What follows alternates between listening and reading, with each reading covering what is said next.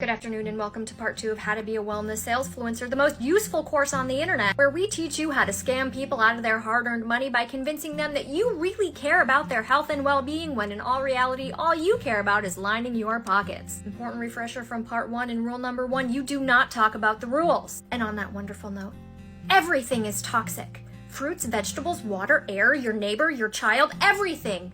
That is, unless you sell it in your bio.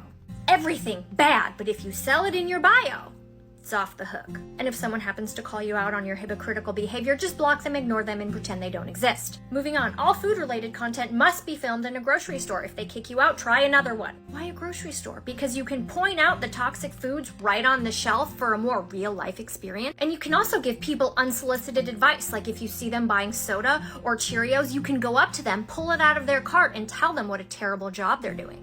And in your grocery store videos, bonus points for gratuitous nudity, excessive displays of wealth, clothing, handbag. You can also get more views for behaviors that are wildly inappropriate in a grocery store setting, like dancing, exercise, destruction of property. But keep in mind, some of these things are illegal. You could injure someone in the process and nobody wants to get sued. And since you've become that person who fearmongers everything and you probably don't get invited to social gatherings anymore and you're probably pretty lonely, consider bringing a fear-mongering like-minded friend with you to do your grocery store walker videos. Why would you want to go to a party or a barbecue when you can fearmonger foods together in the dairy section?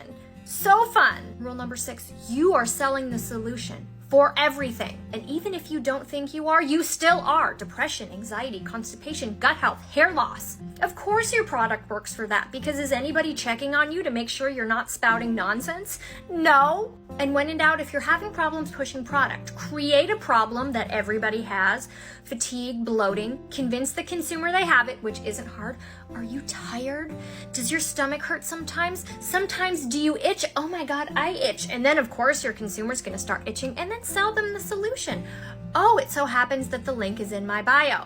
Works every time. Make up an anecdote and run with it.